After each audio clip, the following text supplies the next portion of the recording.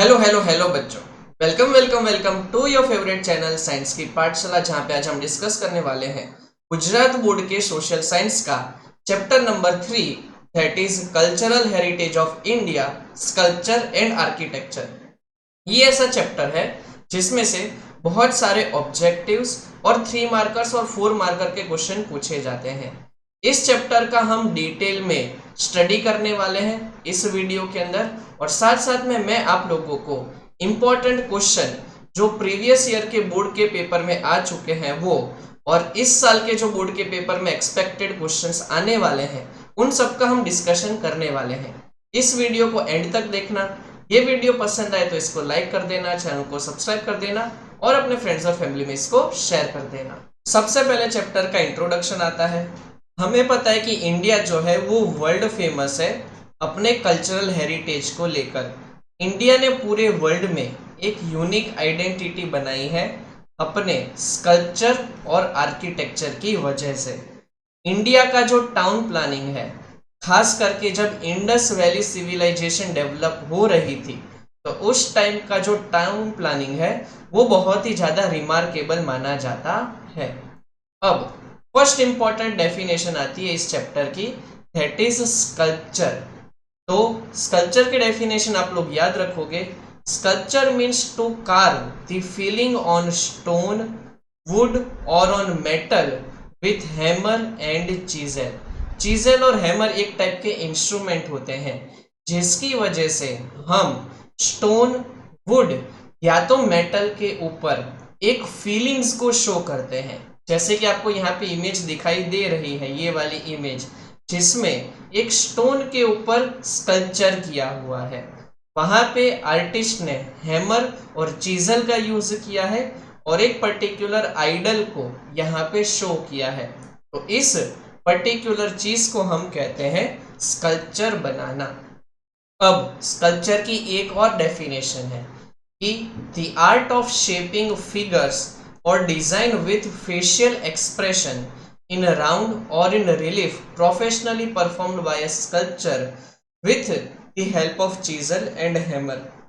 वही डेफिनेशन है, लेकिन कुछ वर्ड्स आगे पीछे करके दे दिए हैं कि हम यहाँ पे एक एक्सप्रेशन को शो करते हैं एक पर्टिकुलर स्टोन के ऊपर, वुड के ऊपर या तो मेटल के ऊपर। अब आर्किटेक्चर की डेफिनेशन। आर्किटेक्चर का सिंपल मतलब होता है आर्ट ऑफ कंस्ट्रक्शन।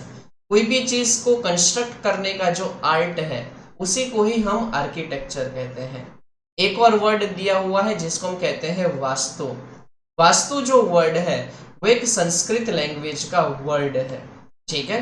साथ साथ में आर्किटेक्चर का मतलब वापिस से दिया है कि जहां पे हम किसी भी बिल्डिंग को, हाउस को, टाउन्स, वेल्स, फोर्ट्स, मीनार्स, टेम्पल्स, मॉस्क, टॉम्स, इन सब को जब हम कंस्ट्रक्ट करते हैं तो उस कंस्ट्रक्शन के आर्ट को हम कहते हैं आर्किटेक्चर। अब हम एंशिएंट इंडिया का टाउन प्लानिंग डिस्कस करने वाले हैं। इसमें से 3 मार्क्स के 4 मार्क्स के क्वेश्चन डेफिनेटली पूछे जाते हैं। मैं जो पार्ट आप लोगों को टिक करवाऊंगा वो अच्छे से याद रख लेना, क्योंकि वो क्वेश्चन 110% आपकी बोर्ड की एग्जाम में पूछे ही जाएंगे। पहले का जो इंडिया का टाउन प्लानिंग होता था, उस टाउन प्लानिंग को हम 3 सेक्शंस में डिवाइड करते हैं। एक कोर्ट ऑफ द रूलर्स, यानी कि राजा महाराजा जिस जगह पे रहते थे उसको हम फोर्ट कहते हैं। जैसे कि जिसको हिंदी में या तो गुजराती में किला कहा जाता है, जैसे कि चित्तौड़गढ़ का महल होता है, कुंभलगढ़ राजस्थान के ये फेमस फोर्ट्स हैं जिसको हम साइटाडेल भी कहते हैं। फोर्ट को साइटाडेल भी कहा जाता है। दूसरा, फिर जो राजा के मंत्री होते थे उनके हाउसेस होते थे upper part of the town में, ठीक है। उस टाइम पे आपने देखा होगा अगर कोई राजस्थान घूमने के लिए गया है तो जितने भी फोर्ट्स है वो एक पर्टिकुलर हाइट पे बनाए गए हैं। उस पर्टिकुलर हाइट पे फोर्ट होता था और साथ साथ में एडमिनिस्ट्रेटिव ऑफिसर्स यानी कि राजा के जो भी मंत्री है उनके घर होते थे हाइट पे। फिर जो भी कॉमन पीपल है, मतलब कि जिनको हम राजा की प्रजा कहते हैं, वो कॉमन पीपल के घर जो है वो टाउन के लोअर पार्ट में होते थे, कुछ इस तरीके से। यहाँ पे आपको एक बहुत बड़ा फोर्ट दिखाई दे रहा है। यहाँ पे राजा का घर होता था, ये उसी का ही फोर्ट है। साथ साथ में मंत्रियों के घर भी इसी के आसपास होते थे, और यहाँ पे कॉमन पीपल जो lower part of the town में होते थे। अब वही चीज यहाँ पे रिपीट की गई है। क्यों राजा का घर अपर पार्ट में होता था? क्योंकि वो राजा अपने आप को प्रोटेक्टेड और सेफ फील करता था। उस घर के अंदर 2 से 5 रूम होते थे। लोअर पार्ट में जो भी हाउसेस है, मतलब कि कॉमन पीपल के हाउसेस थे, वो मेनली ब्रिक्स से यानी कि ईंट से बनाए गए थे। अब मोस्ट इंपॉर्टेंट शॉर्ट नोट जो 4 मार्क्स में पूछी जाती है वो है मोहनजोदड़ो। ठीक है, मोहनजोदड़ो एक ऐसी साइट है जिसको 1922 में फाउंड किया गया था by the archaeologist Rakhaldas Banerjee and Dayaram Sahni. ये दोनों नाम खास करके याद रख लेना, क्योंकि ये आप लोगों को objectives fill in the blanks में पूछे जा सकते हैं। ये जो मोहनजोदड़ो साइट है वो अभी कुछ इस तरीके से दिखाई देती है। इसका एक्सकावेशन किया गया था under the guidance of sir John Marshall and colonel Mackay in Larkana district. ये जो मोहनजोदड़ो साइट है वो अभी लारखन डिस्ट्रिक्ट जो अभी पाकिस्तान के अंदर आता है वहां पे सिचुएटेड है। इसको हीप ऑफ डेड्स भी कहा जाता है। ये आपका 5 स्टार क्वेश्चन है। 5 स्टार क्वेश्चन का मतलब इस क्वेश्चन के पूछे जाने का 110% चांस है। हीप ऑफ डेड्स का मतलब क्या हुआ कि यहाँ पे पहले के टाइम पे बहुत ही ज्यादा डेड बॉडीज प्रेजेंट थी। अब इसका टाउन प्लानिंग, इसका कंस्ट्रक्शन हम देख लेते हैं। मोहनजोदड़ो को टाउन प्लानिंग के अकॉर्डिंग बेस्ट माना जाता था कि मोहनजोदड़ो का जैसा टाउन प्लानिंग है वैसे कहीं का भी टाउन प्लानिंग नहीं है। वहां के जो हाउसेस थे वो एक प्लिंथ के ऊपर बनाए जाते थे। प्लिंथ का मतलब प्लेटफॉर्म। पहले एक प्लेटफॉर्म आता था, उस प्लेटफॉर्म के ऊपर हाउसेस बनाए जाते थे, सच दैट कि फ्लड का पानी और कभी भी डैम्पनेस होती थी तो उसका इफेक्ट घर के ऊपर ना हो। जो रिच पीपल होते थे उनके हाउसेस 2 स्टोरीज के होते थे, यानी कि 2 माले के घर होते थे और वहां पे 5 से 7 रूम होते थे। लेकिन जो पुअर पीपल थे उनके घर सिंगल स्टोरी यानी कि एक ही माले का होता था और वहां पे 2 से 3 रूम्स होते थे। उनके जो घर के मेन एंट्रेंस है वो साइड वाली लेन पे ओपन होते थे, मेन रोड पे ओपन नहीं होते थे। अभी जब एक्सकावेशन किया गया तो उस टाइम पे हमें उन घर के स्टोर हाउसेस, किचन और बाथरूम देखने को मिले। उनके घर प्रॉपर वेंटिलेटेड होते थे। ये दिखाई दे रहा है आपको, एक साइड लेन है, उस साइड लेन के पास आपको यहाँ पे घर दिखाई दे रहे थे। यहाँ पे कहीं पे मेन लेन होती, मेन लेन का यानी कि मेन रास्ता, जो मेन रोड होता है वो इस तरफ होता था, उस तरफ घर ओपन नहीं होते थे। जो साइड वाली लेन है वहां पे डोर होता था और वहीं से घर पे एंट्रेंस मिलती थी। ये भी आप देख सकते हो उस टाइम का टाउन प्लानिंग। ठीक है, ये मोहनजोदड़ो का टाउन प्लानिंग इस तरीके से पहले होता था। इनके रोड्स कैसे होते थे, ये कैसा क्वेश्चन है जो अलग से 2 मार्क्स में पूछा जाता है। रोड्स और ड्रेनेज सिस्टम, ठीक है, ये आप लोगों को 2 मार्क्स में अलग से पूछ सकते हैं। अब इनके जो रोड की विड्थ है वो याद रखनी है, क्योंकि ये 1 मार्क का ऑब्जेक्टिव है। ठीक है, तो ये याद रखना कि उनके जो रोड है उनकी विड्थ होते थे 9.75 मीटर। अब मेन रोड के साथ जो स्मॉलर रोड्स होते थे वो राइट एंगल पे इंटरसेक्ट करते थे, मतलब कि मेन रोड ऐसे जा रहा है तो जो साइड रोड है वो इस तरफ, मतलब कि उससे 90 डिग्री पे होता है, जिसकी और इतने वाइड रोड होते थे कि वहां पे एक साथ बहुत ज्यादा व्हीकल्स पास होते थे। साथ साथ में पिट्स भी बहुत ज्यादा मिली है। पिट्स का मतलब गड्ढे, रोड के ऊपर बहुत ज्यादा गड्ढे मिले हैं हमें। उससे ये पता चलता है कि पहले वहां पे लैंप पोस्ट होते थे, यानी कि लाइट्स होती थी वहां पे। अब उन रोड के ऊपर कोई टर्न्स नहीं होता था, जैसे कि आज हम देखते हैं कि सर्कल आता है मेन रोड पे, जिस जिस सर्कल से हम टर्न लेते हैं, उस टाइम पे ऐसा कुछ नहीं होता था। टर्न लेने की कोई जगह नहीं होती थी, सीधे ही सारे के सारे रोड होते। ये आपको दिखाई दे रहा है, इस तरीके से रोड होते थे सारे के सारे 90 डिग्री। दो मेन रोड होते थे, एक मेन रोड नॉर्थ से साउथ जाता था और दूसरा मेन रोड ईस्ट से वेस्ट जाता था। ड्रेनेज सिस्टम, ड्रेनेज सिस्टम को कहा जाता है कि बहुत ही यूनिक फीचर है उस टाइम के टाउन प्लानिंग का। जो मोहनजोदड़ो का ड्रेनेज सिस्टम है वो कंपेयर किया जाता है एक और ड्रेनेज सिस्टम के साथ, जो एक आइलैंड है, आइलैंड ऑफ क्रेट, जो मेडिटेरियन सी में सिचुएटेड है, उसके साथ कंपेयर किया जाता है। उस टाइम पे हर एक घर के अंदर ड्रेन डर्टी वाटर को निकालने की सिस्टम होती थी, मतलब कि गंदा जो पानी है उसको घर से निकालने के लिए अलग से गटर की लाइन होती थी, जिसको हम सेसपिट कहते हैं। उस टाइम के लोग हेल्थ और हाइजीन का बहुत ज्यादा ख्याल रखते थे। उस टाइम पे पब्लिक बाथ भी बनाए जाते थे, उन पब्लिक बाथ के अंदर फ्रेश वाटर का सप्लाई होता था और डर्टी वाटर को निकालने की भी फैसिलिटी होती थी। साथ साथ में छोटे छोटे रूम्स भी होते थे पब्लिक बाथ में, जहाँ पे लोग अपने क्लोथ्स को चेंज कर सकते थे। उन पब्लिक बाथ का यूज किया जाता था कोई भी फेस्टिवल या तो रिलीजियस सेरेमनी के टाइम पे। ये उस टाइम का मोहनजोदड़ो का घर के रिमेन्स है। ये सिर्फ कह सकते हो कि सिर्फ छोटा सा हिस्सा बचा है, बहुत बड़े बड़े घर हुआ करते थे लेकिन वो सब कुछ टूट गए, अभी सिर्फ इतना पार्ट ही वहां का बचा है। अब पब्लिक बिल्डिंग्स, पब्लिक बिल्डिंग्स जो है वो हमें दो मिली एक्सकावेशन के टाइम पे।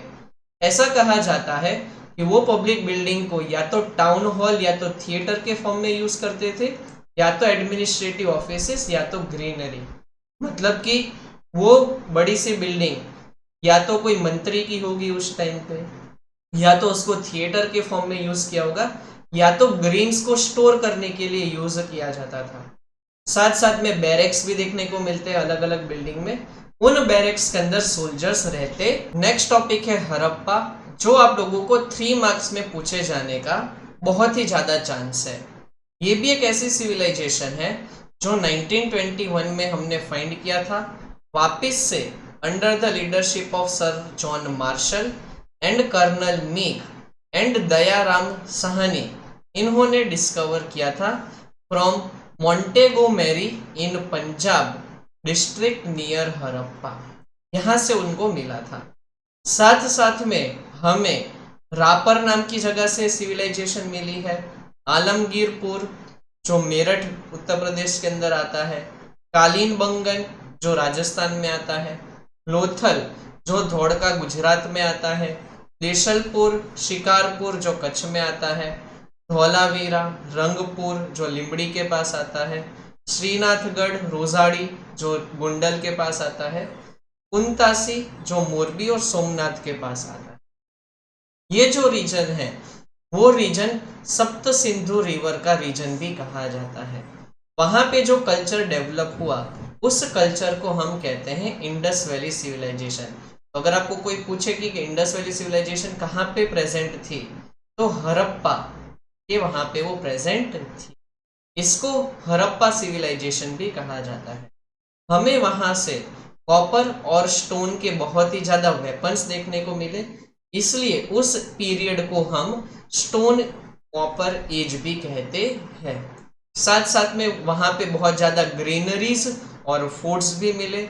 उस टाइम के लोग ऑर्नामेंट्स को पहनना बहुत ही ज्यादा पसंद करते थे।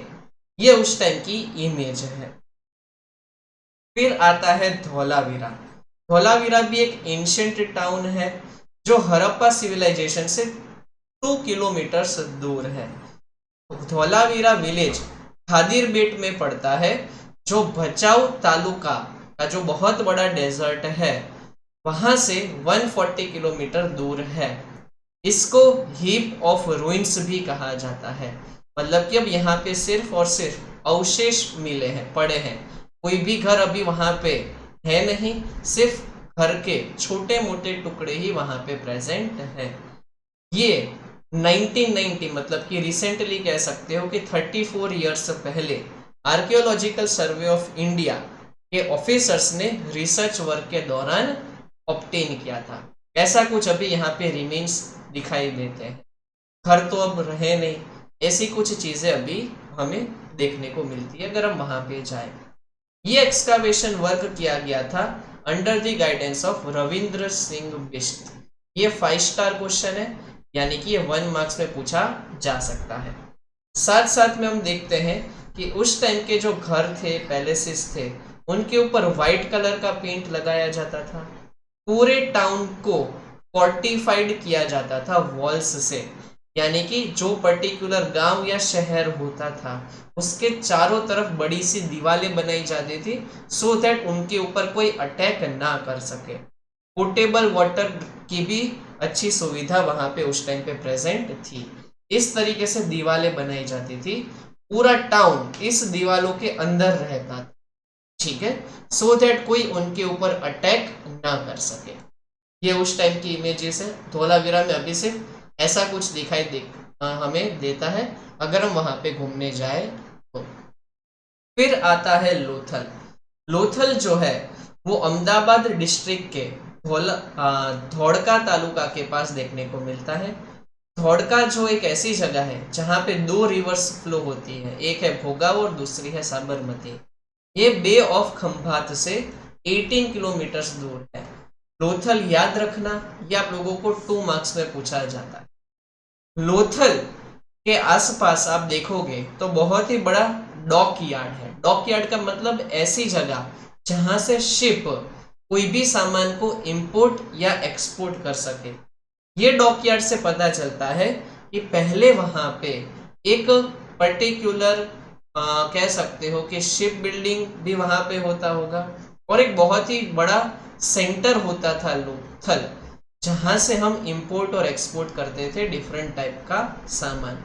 रिवर के थ्रू ही उस टाइम पे सामान भेजा जाता था, बोट के द्वारा, ठीक है। इस तरीके से बोट चलती थी रिवर में और सामान एक जगह से दूसरी जगह पहुंचाया जाता था। देखो यही चीज है, आपको पूछेंगे कि हम कैसे कह सकते हैं कि लोथल जो है वो उस टाइम का बहुत फेमस पोर्ट था।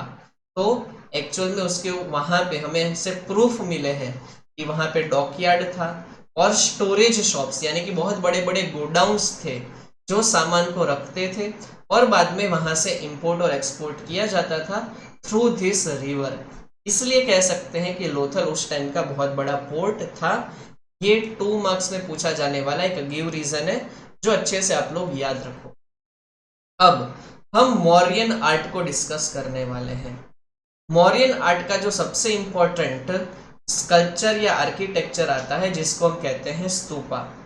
स्तूपा एक ओवल शेप का कंस्ट्रक्शन है जहां पे भगवान बुद्ध की बॉडी के पार्ट्स को बॉक्स के अंदर रखा जाता है।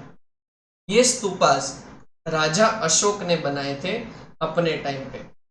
ये स्तूपा सांची, सारनाथ, बेरात, नंदगढ़ एंड देवानी मोरी नाम की जगहों पे सिचुएटेड है। इसके अलावा जो राजा अशोक थे उन्होंने चैत्यस, विहार, मठ्स, उन सारी चीजों का भी कंस्ट्रक्शन किया था। उस टाइम पे इसको कहा जाता है कि एक गोल्डन पीरियड था जहां पे बुद्धिस्ट रिलीजन, स्कल्पचर और आर्किटेक्चर फ्लरिश हुआ। ये सारी चीजें राजा अशोक ने बनाई थी। Linear sketch of stupa 3 marks का इंपॉर्टेंट क्वेश्चन।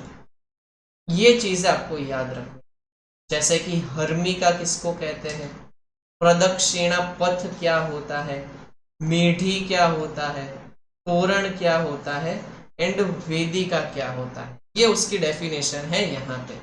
हर्मिका आप देख सकते हो कि सबसे ऊपर की रेलिंग होती है ओवल शेप के ऊपर की।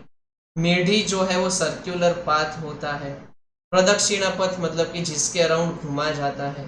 तोरण का मतलब जहां से एंट्री मिलती है। तो ये डायग्राम से अगर आप याद रखोगे तो पता चल जाएगा। हर्मी का सबसे ऊपर वाला पार्ट, ठीक है, जो आपको यहाँ पे रेक्टेंगुलर दिखाई दे रहा है वो। प्रदक्षिणा पथ मतलब कि जहाँ पे गोल गोल हम घूम सकते हैं वो। मेढी भी वही रीजन है जहां से हम मेढी मतलब कि उसकी जो वॉल है वो मेढी है, और तोरण मतलब कि जहां से हम एंट्री कर सकते हैं। टोटल 4 तोरण होते हैं चारों डायरेक्शन में, नॉर्थ ईस्ट वेस्ट और साउथ। फिर पिलर इंस्क्रिप्शन, उस टाइम पे पिलर के ऊपर बहुत ज्यादा इंस्क्रिप्शन यानी कि लिखाई होती थी, लिखा जाता था, जहां पे राजा अशोक कहते थे आर्टिस्ट को कोई पर्टिकुलर चीज लिखने के लिए। उस टाइम पे ये जो पिलर्स है वो अलग अलग जगह पे राजा अशोक ने बनाए। कौन कौन सी जगह है तो आपको यहाँ पे दिया गया है, उनके ऊपर ब्राह्मी स्क्रिप्ट के अंदर लिखा गया है। ठीक है, ये चीज आप लोगों को याद रखनी।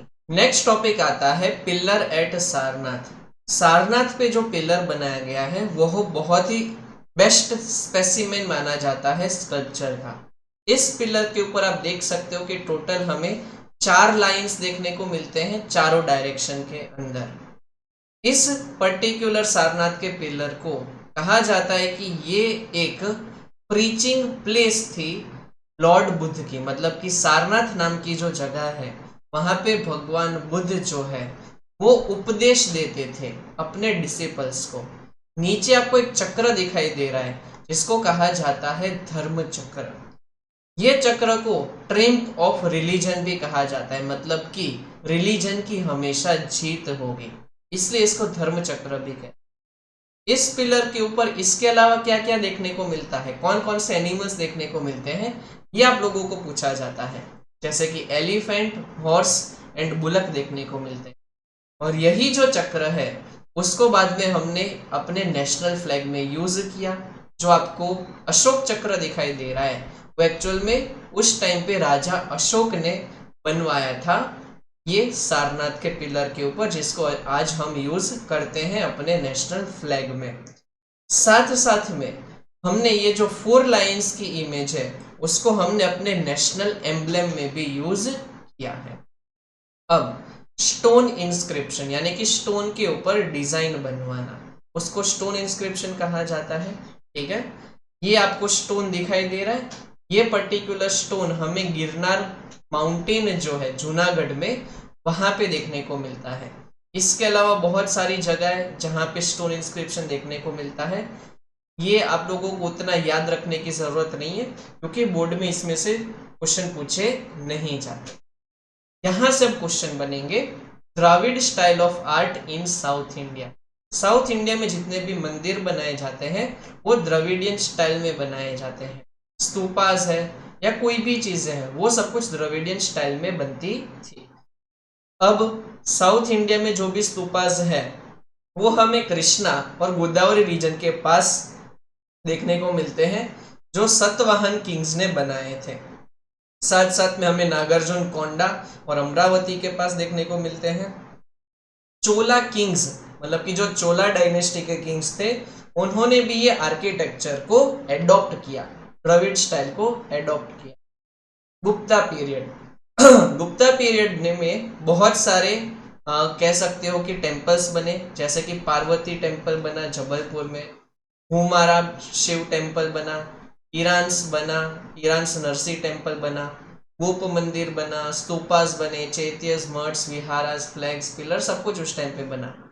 ये वाला जो सेकंड पैराग्राफ है ये 2 मार्क्स में पूछा जाता है कि क्यों हम गुप्ता पीरियड को गोल्डन पीरियड ऑफ आर्ट कहते हैं, क्योंकि उस टाइम पे उन बने थे भगवान बुद्ध के स्टैच्यू सारनाथ में, लॉर्ड विष्णु के स्टैच्यू बने थे मथुरा में, महावीर स्वामी के स्टैच्यू बने थे, उदयगिरी के केव्स बने थे, विष्णु जी के टेम्पल्स बने थे इन द फॉर्म ऑफ वारा।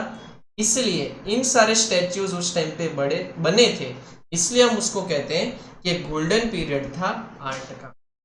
अब केव आर्किटेक्चर्स, हमें इंडिया में अलग अलग जगहों पे केव्स देखने को मिलती है, जैसे कि Ajanta Ellora caves, Elephanta caves, Udayagiri caves, Gwalior की केव्स है, उड़ीसा की केव्स है, नीलगिरी पे केव्स है, गुजरात के अंदर भी खंभाड़िया, ढांग, जूनागढ़, तड़ाजा, सना, अलग अलग जगह पे केव्स देखने को मिलती है।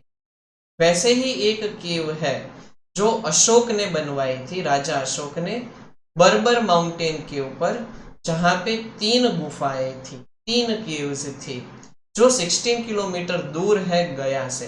तो बिहार में गया नाम की जगह है, वहां से 16 किलोमीटर दूर देखने को मिलती है। इसके अलावा आसाम, दार्जिलिंग में भी केव्स है। हम केव्स ऑफ गुजरात को डिस्कस करने वाले हैं, जो आप लोगों के लिए 3 मार्क्स का बहुत इंपॉर्टेंट क्वेश्चन है। गुजरात बोर्ड के स्टूडेंट्स हो आप लोग, इसलिए गुजरात के बारे में ये लोग क्वेश्चन पूछेंगे ही। अब पहले आता है caves of Junagadh. Caves of Junagadh को हम 3 ग्रुप्स में डिवाइड करते हैं। जो फर्स्ट ग्रुप है वो है बावा प्यारा केव्स। ये जो केव्स है वो बावा प्यारा मठ के पास है। 3 लेयर्स यहाँ पे देखने को मिलती है जो राइट एंगल पे है। टोटल 16 केव्स है यहाँ पे। फर्स्ट लाइन में 4 केव्स है, सेकेंड लाइन में 7 केव्स है और थर्ड लाइन में 5 केव्स है। ये ऐसा माना जाता है कि फर्स्ट सेंचुरी और सेकेंड सेंचुरी के आसपास बनाई गई थी। ये डबल स्टोरी की केव्स है, मतलब कि 2 माले की केव्स है। ये पार्ट आप लोगों को याद रखना। खापरा केडिया केव्स, ठीक है, जिसको केव्स ऑफ कुंड भी हम कहते हैं। ये भी फ्लोर्ड केव्स है, मतलब कि अलग अलग यहाँ पे आपको मंजिलें देखने को मिलती है। First floor, second floor, third floor. Total यहाँ पे 20 पिलर्स है और अभी सिर्फ रूइंस ही बचे हैं यहाँ। फिर खंबाड़िया केव्स आती है, जिसको 1959 में डिस्कवर किया गया, जो 70 किलोमीटर दूर है राजकोट से। यहाँ पे 3 केव्स देखने को मिलती है। चैत्य ग्रह देखने को मिलता है। बोधिसत्वस देखने को मिलते हैं, उनकी फिगर्स देखने को मिलती है। स्टैच्यूज ऑफ डिवोटीज देखने को मिलते हैं। बहुत ही अच्छा एंट्रेंस पाथ देखने को मिलता है।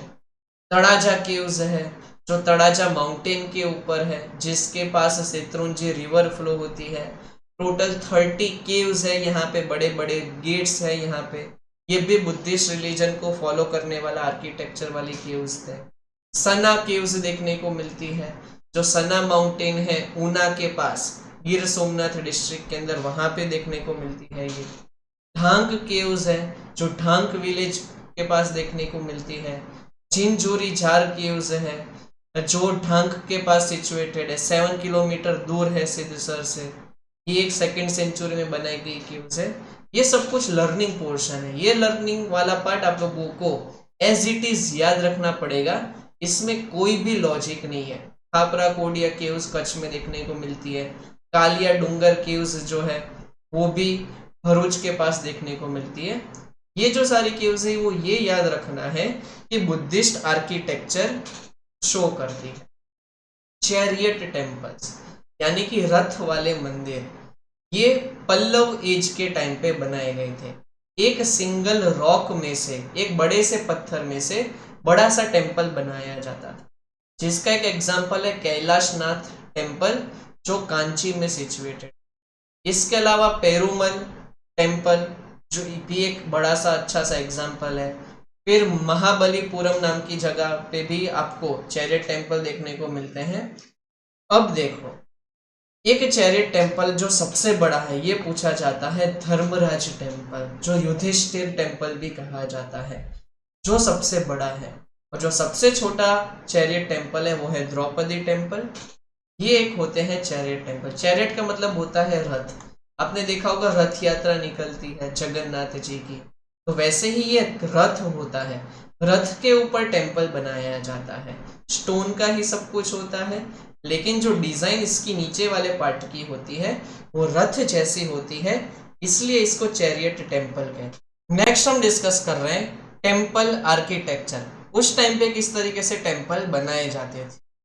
उस टाइम पे हम देखते हैं कि बहुत ज्यादा उस टाइम के फेमस टेम्पल्स जो थे उनका पेडेस्टल हाई होता था और पिनेकल होती थी लेडर के साथ। उस टाइम पे बहुत ही बड़ा उस टाइम पे गर्भगृह होता था, जिसको हम inner most part of the temple करते थे। जैसे कि भूमारा शिव टेम्पल, जो जबलपुर के पास सिचुएटेड है। डारखान के टेम्पल्स जो बीजापुर के अंदर आते हैं। कॉपर स्टैच्यू जो भगवान बुद्ध की नालंदा के पास है। जैन टेम्पल जो मथुरा के हैं। ये सारे एक यूनिक स्पेसिमेन।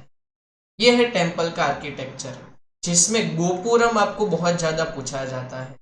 ये स्तंभ होता है जिसको पिलर भी कहते हैं। ये मंडप होता है जो अंदर का एरिया। तोरण यानी कि यहाँ से एंट्री ली जाती है, इस एरिया को विमान कहते हैं। गोपुरम आपको सबसे ज्यादा पूछा जाता है एग्जाम के अंदर। शिखर यानी कि सबसे ऊपर का पार्ट, जिसको हम पीक कहते हैं। ये जो सारे टेम्पल्स थे वो पल्लव किंग्स ने बनाए थे, इसके बारे में हमने पहले भी डिस्कस किया, कांची के अंदर बनाए थे। तंजावर जो है वो चोला डायनेस्टी की कैपिटल थी। ये पार्ट आप खास करके याद रखना, 1 मार्क का इंपॉर्टेंट क्वेश्चन। चोला डायनेस्टी की कैपिटल क्या थी? तंजावर थी। और ये भी एक इंपॉर्टेंट क्वेश्चन, बृहद्रेश्वर टेम्पल किसने बनाया था और कब बनाया था? तो राज राजा नाम के जो एक राजा थे चोला डायनेस्टी के, उन्होंने फर्स्ट टेम्पल बनाया था। ठीक है, और ये 200 मीटर हाइट वाला टेम्पल है। आर्किटेक्चर ऑफ गोपुरम जो मैंने आपको बताया, ये आपको पूछा जाएगा 3 मार्क्स के अंदर। गोपुरम का मतलब होता है एंट्रेंस ऑफ द टेम्पल। ठीक है, उस टाइम पे ये बनाए जाते थे, अभी भी बनाए जाते हैं। बहुत ही ज़्यादा फेमस टेम्पल है। गोपुरम भी बहुत ज़्यादा फेमस माना जाता है किसी भी टेम्पल का पार्ट। और पंड्या रूलर्स जो साउथर्न इंडिया के थे, उन्होंने इस टाइप के आर्किटेक्चर को बहुत ही ज़्यादा एनकरेज किया। बहुत बड़े बड़े आउटर वॉल्स होते थे, वो वॉल्स के ऊपर डेकोरेशन की जाती थी, गेट्स के ऊपर डेकोरेशन की जाती थी, इसलिए ये टेम्पल्स बहुत ज़्यादा फेमस है। कांची का जो गोपुरम है, मदुराई का जो गोपुरम है, वो बहुत ही ज़्यादा एस्थेटिक प्लेजर देता है, यानी कि देखने में बहुत अच्छा लगता है। ये सारी चीज़ें हैं, ये सिर्फ और सिर्फ 1 मार्क में पूछा जाएगा। गर्भगृह, मंडप, पिनेकल, विमान, ये 1 मार्क के लिए इंपॉर्टेंट है। गोपुरम 3 मार्क का, हाँ 3 मार्क के लिए इंपॉर्टेंट है, वो आपको याद रखना है। अगेन उसका ये है, दिखाई दे रहा है गोपुरम, यहाँ से एंट्रेंस सब कुछ होता है। ये मंडप वाला एरिया, ये शिखर है, ये विमान है। ठीक है, तो आप ये डायग्राम से ही खुद से अपने वर्ड्स में सारी चीजें लिख सकते हैं। अब sun temple of Konark, 1 mark का सबसे इंपॉर्टेंट क्वेश्चन। ये मैच द फॉलोइंग में बहुत बार पूछा जाता है। एक सन टेम्पल है कोणार्क का और एक सन टेम्पल है मोढेरा का, दोनों इंपॉर्टेंट। बृहद्रेश्वर टेम्पल जो है तंजावुर में, वहां पे 13 स्टोरीड का गोपुरम है, ये याद रखना है। ब्रॉन्ज स्टैच्यू है नटराज की, वो भी इंपॉर्टेंट है, आप लोगों को पूछा जाएगा। ये भी बहुत ही एक आर्किटेक्चर का, सॉरी स्कल्पचर का मास्टरपीस माना जाता है। फिर मीनाक्षी टेम्पल जो है मदुराई का, बहुत ज़्यादा फेमस है, वहाँ पे टोटल 4 गोपुरम है। खजुराहो जो है वो कैपिटल सिटी मानी जाती थी चंडेला रूलर्स की बुंदेलखंड के अंदर, ये भी इंपॉर्टेंट है, ये भी आप लोगों को याद रखना है। ठीक है, ये इंपॉर्टेंट 1 मार्क के क्वेश्चन आप लोग याद रखोगे। फिर जैन टेम्पल्स, ये आप लोगों को नहीं पूछे जाते, तो इसको सिर्फ रीड करने की जरूरत है। आप लोग रीड कर लोगे, बस उतना ही करना, ज्यादातर याद मत रखना, क्योंकि इसमें से आजकल क्वेश्चन पूछे नहीं गए पिछले 4 से 5 सालों में। ठीक है, जैन टेम्पल्स आपको पता ही है, महावीर स्वामी जो थे उनकी वजह से ये फेमस है। ठीक है, जैन टेम्पल्स।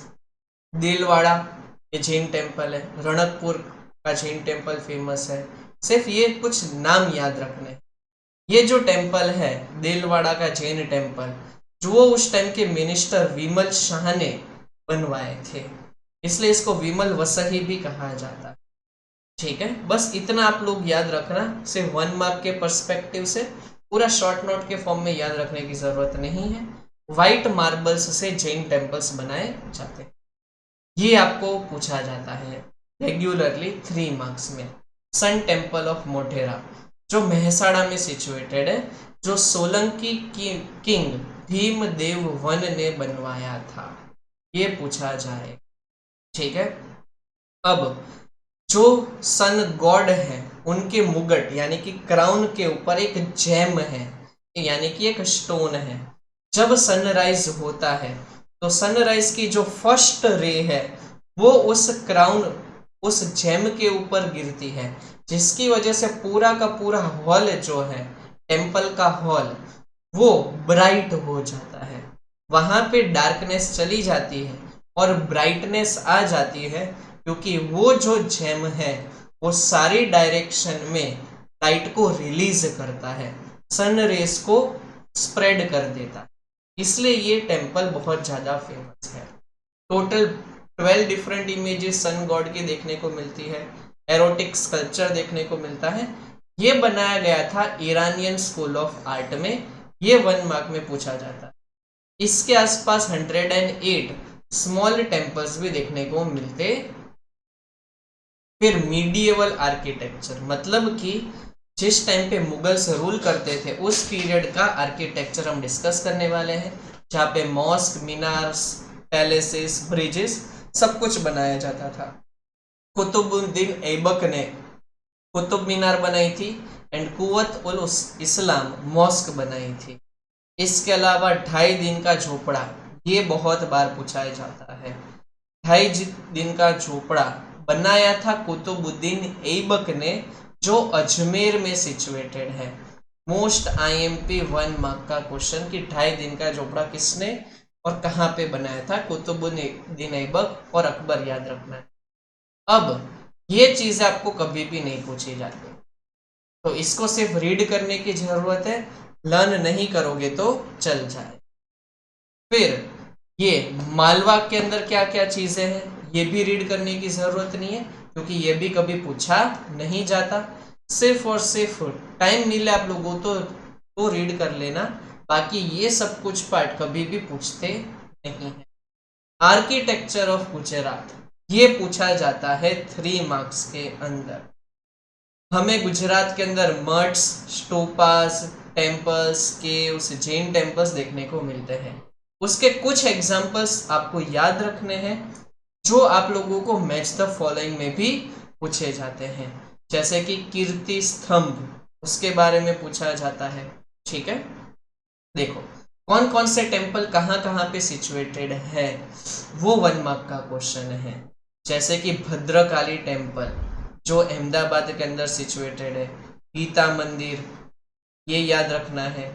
जगन्नाथ टेम्पल जो अहमदाबाद के जमालपुर में है।